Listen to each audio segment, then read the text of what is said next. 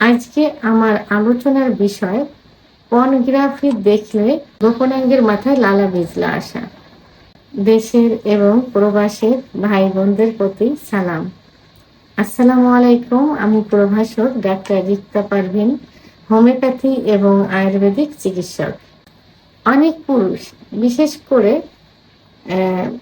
যাদের বয়স কম থাকে, 18, 19, 20 বছর বয়স, এমনকি এখন সব ধরনের পুরুষেরই কিন্তু অভিযোগ থাকে যে একটু পর্নোগ্রাফি দেখলে, বান্ধবীদের সাথে কথা বললে, এমনকি বান্ধবীদের সঙ্গে একটু হাঁটলে, অথবা পার্কে কি যেখানে যদি একটু হাঁটাহাঁটি করে, ঘোরাঘুরি করে, একটু হাত ধরলে, স্ত্রীর কাছে গেলে সেক্স উত্তেজনা আসে। এই জাতীয় রিলেশন যেসব মহিলাদের সঙ্গে থাকে, ভাবি, মানে যাদের সঙ্গে এই জাতীয় আলোচনা করা যায়, দেখলে লিঙ্গের সঙ্গে সঙ্গে একটু দাঁড়িয়ে যেয়ে লালা বিজলা চলে আসে মাথায়।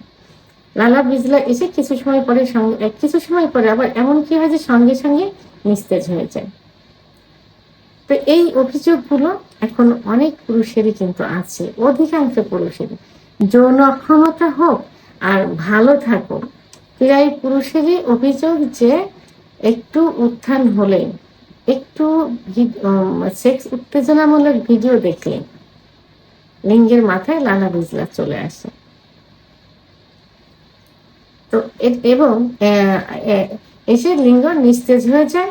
আবার কারোর অভিযোগ থাকে যে স্ত্রীর কাছে গেলে, পার্টনারের কাছে গেলে তখনই দেখা যায় জনে স্পর্শ মাত্র অথবা ভিতরে ইন করার 30-40 সেকেন্ডের মধ্যে বীর্যপাত হয়ে যায়।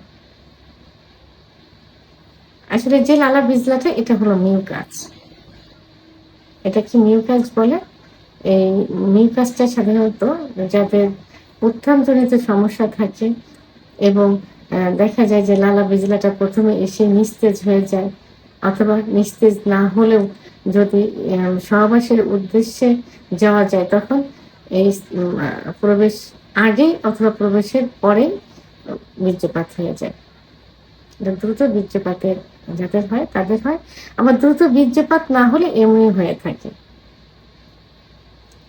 আবার কিছু অভিযোগ থাকে যে প্রসাবে বসলে, টয়লেটে বসলে একটু পেশাব দিলে বেরিয়ে যায়। তো এদের জন্য অনেক সুন্দর কিছু মেডিসিন রয়েছে, বিশেষ করে হোমিওপ্যাথি ওষুধের মাধ্যমে কিন্তু এটা সম্পূর্ণভাবে নির্মূল করা সম্ভব। এর পূর্বে কি করতে হবে? এই জাতীয় কল্পনা করলে যে এই সমস্যাটা হয়, এই কল্পনাটাকে বাদ দিতে হবে।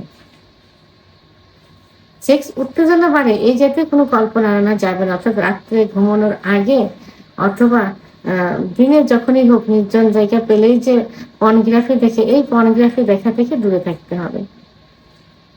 বন্ধু বান্ধবের সাথে কথা বলছে, তো এই মনোভাবটা আনা যাবে না। ফোনে কথা বলছে, এই মনোভাবটা, এই জাতীয় কথা বলা যাবে না, এই মনোভাবটা আনা যাবে না।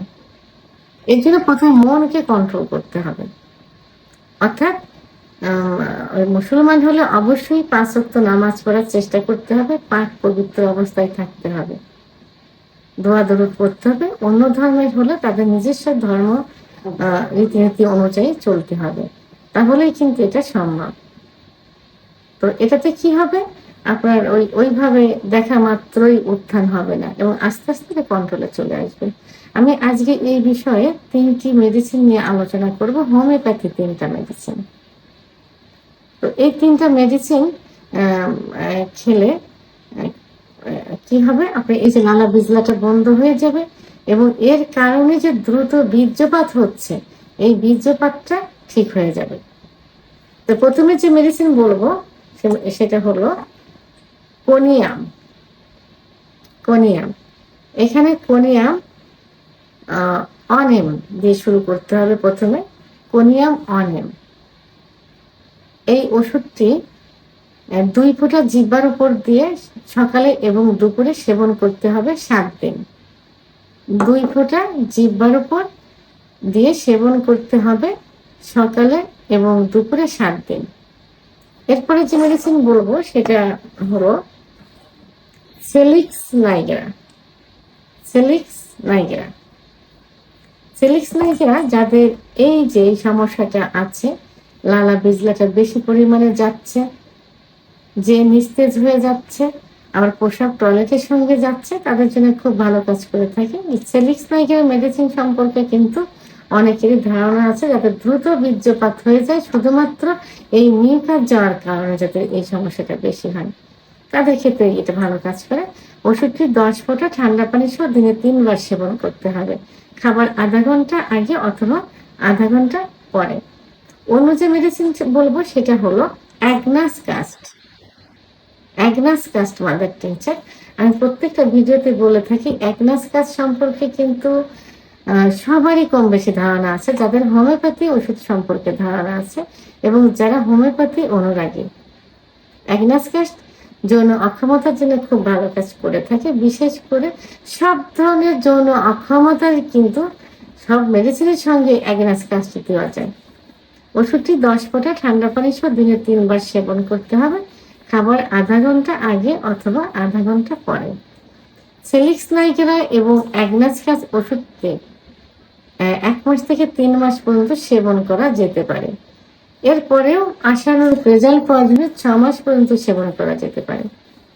আর কোনিয়াম যে মেডিসিন বললাম, এটা অনেম খেতে হবে প্রথমে 7 দিন, এরপরে গিয়ে আবার এর পাওয়ারটা বাড়াতে হবে।